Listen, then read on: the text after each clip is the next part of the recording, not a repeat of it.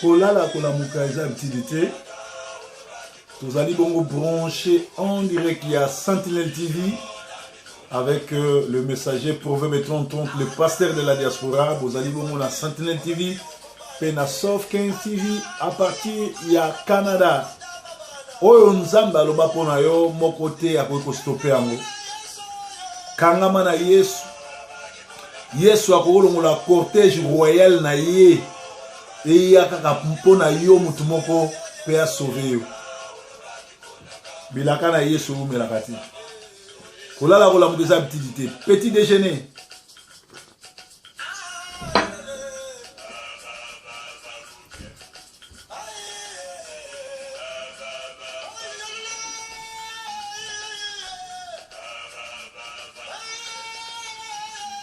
Zalaka fidèle na vision. Et moni seli komango na kati ndenge bakoma na libanga.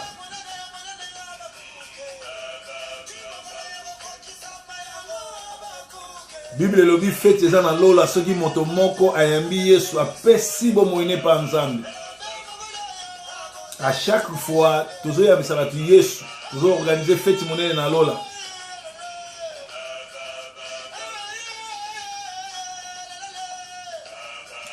Bokeba na église à Laodicée, ezaki forte, ezaki riche, mais dirigée par les diables. Babi ba na mbongo, ba na nyonso. Mais Yesu alobi boza bolumbu pour vous être dirigé par les diables.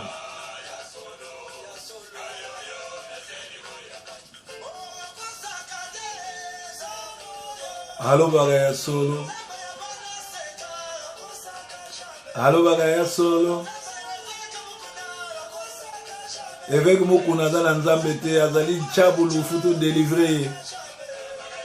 Nzambe ya Congo nde alobaka vérité. Nzambe akela likolo na se Yesu Kristo nde alobaka vérité. Akosaka mutu te. Nzambe soka linga tombola tunaka moto te.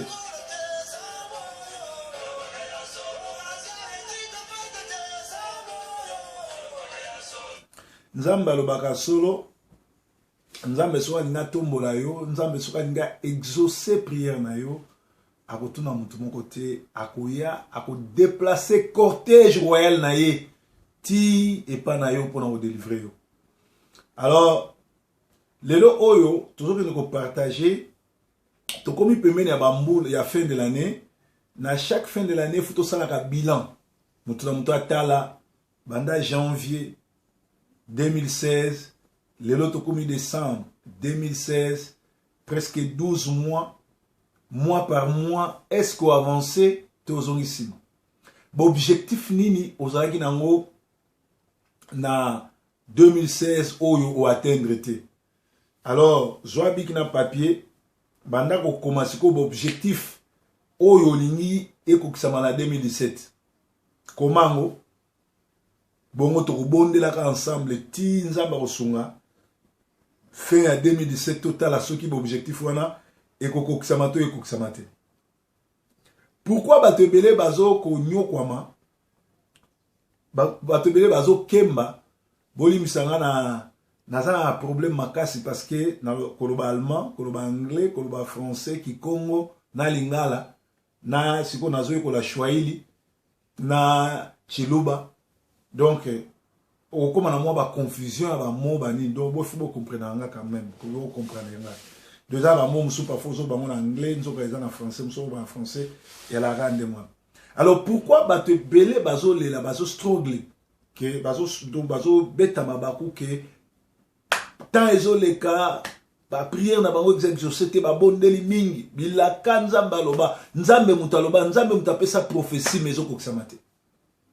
Na ene soli kamoko soli prophétie ya nzambe kokisamite et l'accident que nzambe azalo kutano.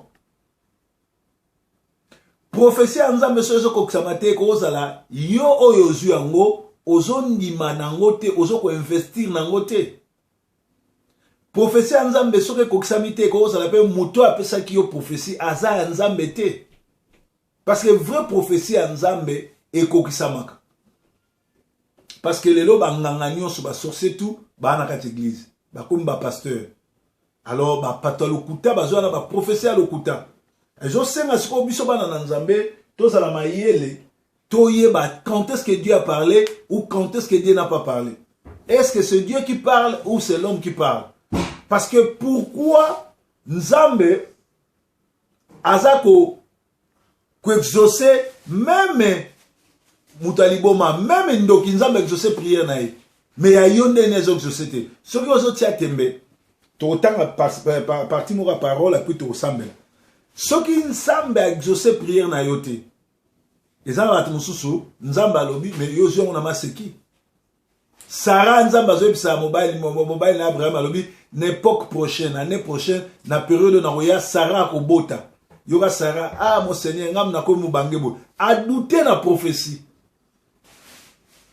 mbalebele na kati ya Bible Nzambe asali ba miracle te po batu bazaki na kondima te. Hallelujah. Hallelujah. Hallelujah. Tout ça que nous tanga na Luc 8, 26, et Sabiso, ils abordèrent dans le pays de Géraséenne, qui est vis-à-vis de Galilée.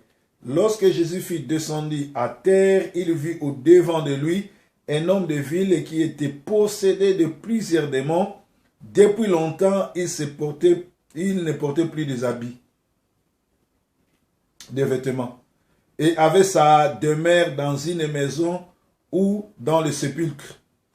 Ayant vu Jésus, il poussa un cri et jeta ses pieds et dit d'une voix forte, qu'y a-t-il entre moi et toi, Jésus, fils de Dieu, très haut? Je t'en supplie, ne me tourmente pas, car je suis commandé à l'esprit impur de sortir de cet homme dont il s'était emparé depuis longtemps.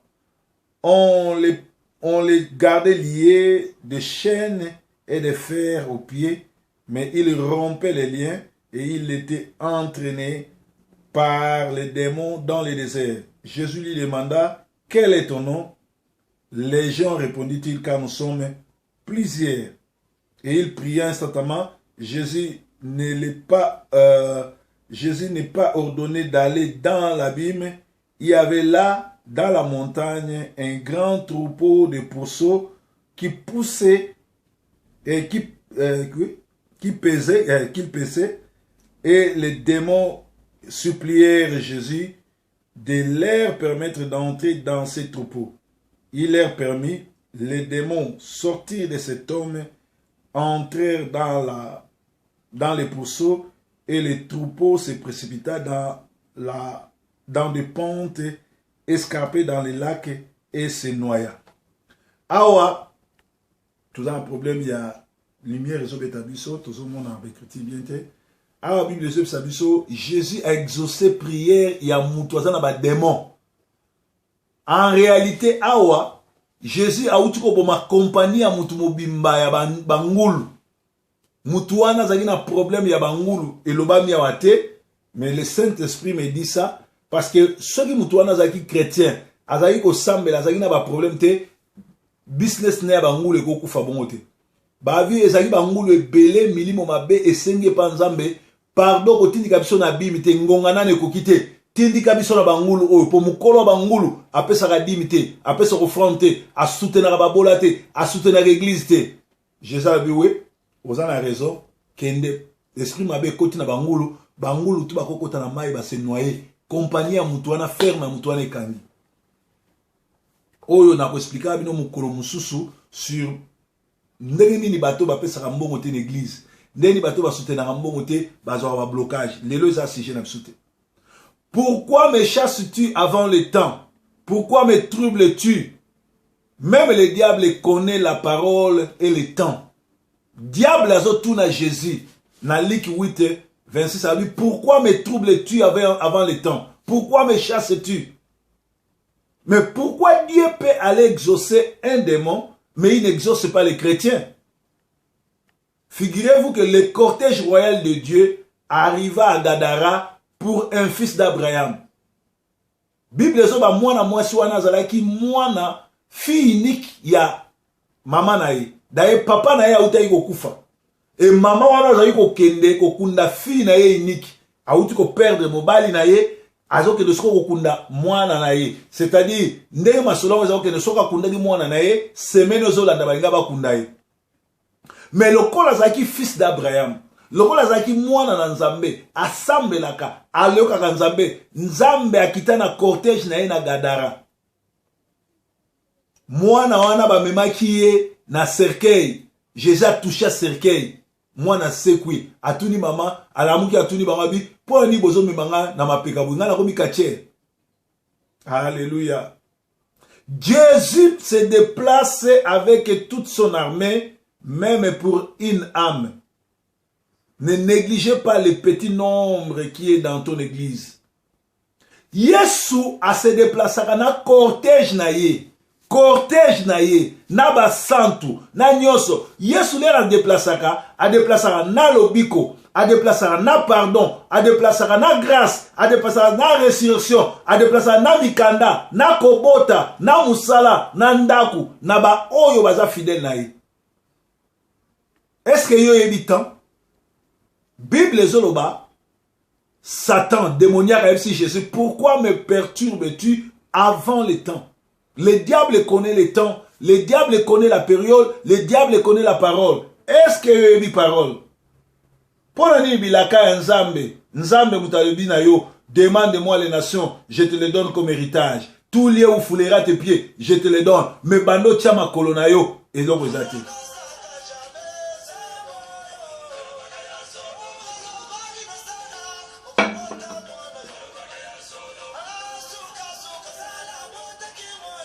Nzamba zaka simali lo banaye.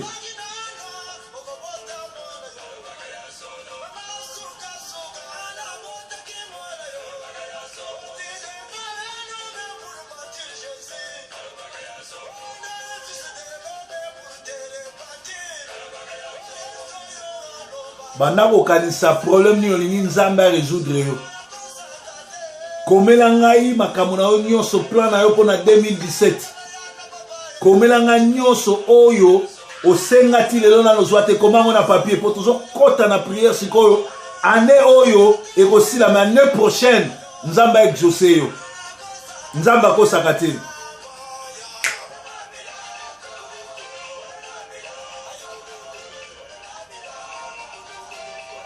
Namona Nzambe na Brazzaville. Namona Nzambe na Libreville. Namona Nzambe na Ethiopian Airways. Na mona Nzambe na Londres. Na yebi Nzambe. Na mona expérience Nzambe. Na koteya yo Nzambe oyo visita ngai. Nzambe oyo asala nga boy. Na déplacer combien de personnes en Afrique na mema bangwa. Na futela na ba camarades ba billet ba ya poto. Et pourtant na zaki refoulé.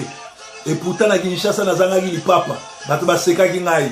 Mais Nzambe lobi tika mokili, tika ambiance, tika basi, yake pa na ngai, na ko changer bo moina yo. Lelo soke na quartier na biso, na tika elembo. Mituka nyonso oyo ya kitoko ya vie nga na kotisa mo na barabara na biso.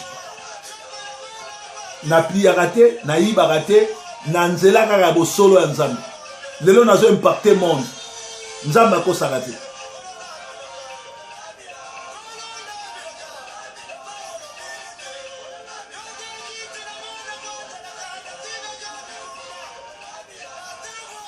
Comment liste ya makambo? Nzambe azo exaucer ba démon. Pourquoi yo chrétien au futaka dîme, au pesa offrande, au soutenaka ba bola na ba veuve? Pourquoi Nzambe azo exaucer te? Yo mto na problème.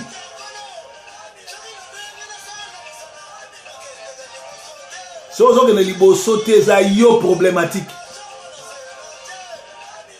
Mukolo bangulu oyo azali kolinga kopambola Nzambe te, kopambola basali ya Nzambe te, kopesa dîme te, kopesa offrande te, ayoka batonga église akoparticiper te, akoyoka bamama bakufela mibali akoyede bango te.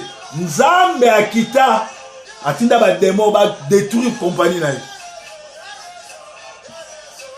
Mais mwana mwasi oyo amona cortège ya Jésus ekiti na Gadara likolo ya bilaka Nzambe salama bako bimse na cercueil.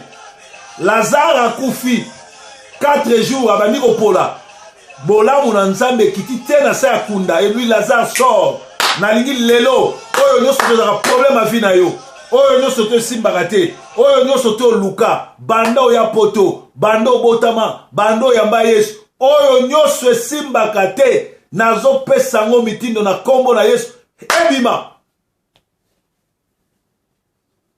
Tozala deux sortes ba pasteur tozala ba pasteur ndekola ba policier roulage azape soda azape na munduki mais asalaka circulation routière akokende na guerre te akobenga na munguna te ye musala na ye ko traiter makamba ba accident ko traiter circulation routière mais biso toza ba commando baza ba oyo mobutu azakoloba na tiaka mayele na nga na ba beret vert na ba fatansin na bana oyo ya 31e brigade oyo bazalaka na général mayele bangwana babotola Kigali bangwana bakita partout bangwana basala basema pagai na kati Afrique mobimba ko installer na Angola na wapi alors lelo oyo nga nazoyela yo ba beret vert asolo eza Jésus Christ na yebi problème na yo te soki problème na yo eza kobota soki problème na yo eza mikanda soki problème na yo eza libala soki problème na yo eza voyage kolo na bilaka afongola lola likolo na yo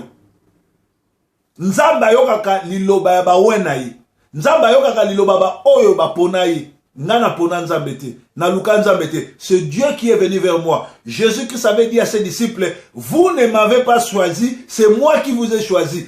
Mosali na nzamba solo aponaka nzambe te nzambe nde aponaka nga nzambe nde mutaponaki nga awendre nga na qualité ya mosali na nzambe nazo déclarer maladie pauvreté bozangi kufa elibere nzoto na yo kende bisika bikauka nzambe na bilaka nzambe malamu toyelelo koyembela Yawe mokonzi na biso toyelelo kokumisa Yawe mokonzi na lola biso toyelelo koyembela Yawe mokonzi na biso toyelelo koyembela Yawe mokonzi na biso toyelelo kolanda sentinele esika Yesu aza oloba toye na tonga lelo kolanda petit déjeuner nzambe akangola biso toyelelo koyembela Yawe mokonzi na lola toyelelo kokumisa Yesu mokonzi na lola na Liki 8:26 balobi moto oyo akangamaki na milimo mabe azali kolala na cimetière azali kolala bandako ekufa me mukolo wana Yesu aye yabani koyebisa na nzambe alobi ngonga na nge kokite tana yo na ne kokite me lokola oye kotindika ngai na lifelote me tindika nga na bangulu bien aimé nga nazoyebisa na ba problème etungisaka yo nazoyebisa na milimo etungisaka yo ngonga ya nzambe koki nzambe alingaki mukolo alelo na Sentinelle TV akita visite yo oyo eza problème na yo oyo nyonso na yebi kombo problème te banda kotanga problème na yo nazo pesa ngo ordre na kombo na Yesu elibere na kombo na Yesu elibere soko za na problème eza na kombo Bible lobi eloko nyonso to eza na kombo efukemela Yesu soko za na kombo ezali sida ezali malade ezali cancer ezali rejet ezali refoulement ezali kozanga robota ezali bandoto ya butu ba mari de nuit ba femme de nuit nazo pesa ngo mitindo elibere ekende bisika bikauka go be free now in the name of Jesus. Jesus, I want to send you free. Go take all you belong. Go in the name of Jesus. In the name of Jesus. In the mighty name of Jesus, I set you free. Say amen. Je te déclare libre au nom de Jésus. Au nom de Jésus. Osa libre.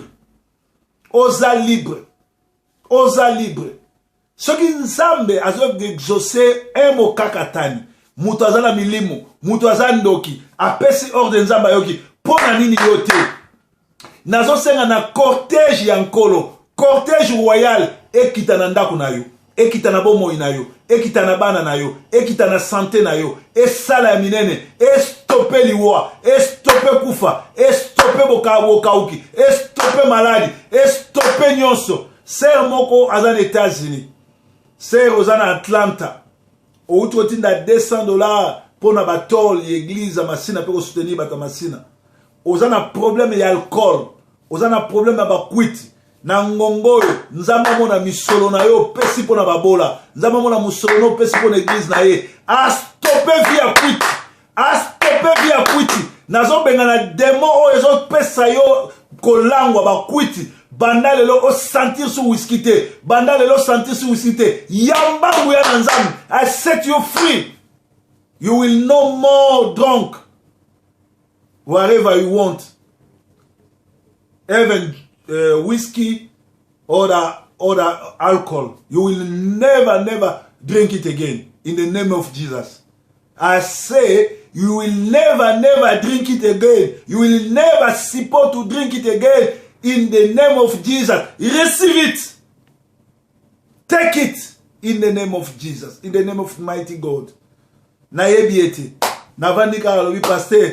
Tinda kombo. Na landaki na moni église. Na landaki boy na boy. Na pesi kombo. Atindi code. Na alobi na ana problème bonde na nzambe no pona ngai. Na senga ki mbongo te. Melokola osali geste. Pona babola. Osali geste pona église na ye. Bazotonga na Kinshasa. Mona miracle na kombo na Yesu.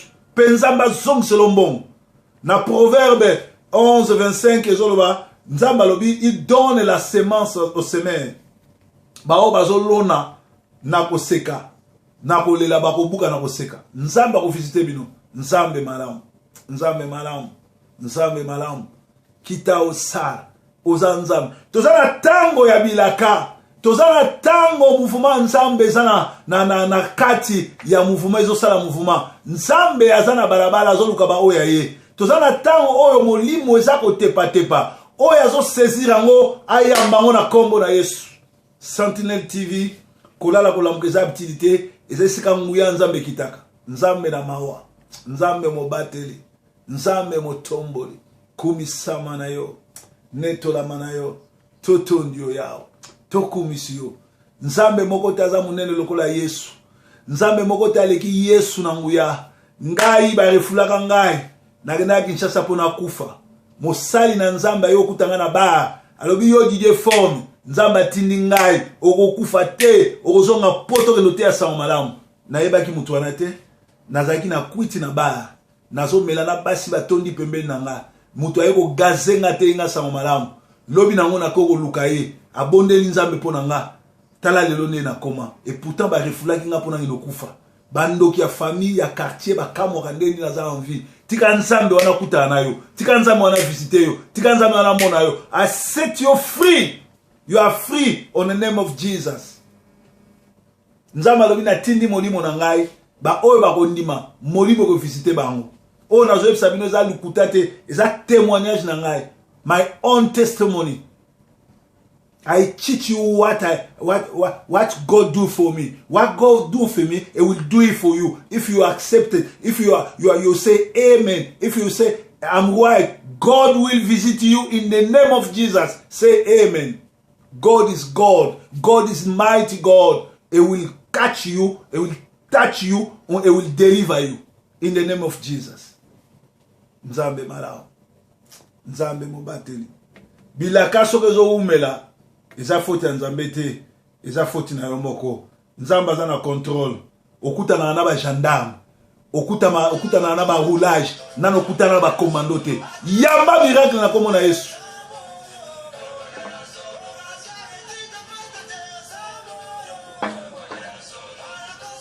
Nzamba lobaka solo. Nzamba lobaka toujours à solo. Cortège royal qui t'a na vie na yo. Cortège royal qui t'a na ndako na bino. Cortège royal qui te donne hôpital et qui te donne na bonbon et qui te donne na place au côté na coma. protège royal ekitela yo na kati ya prison esika bali ba refoule yo ba libéré yo na kombo na Yesu Kristo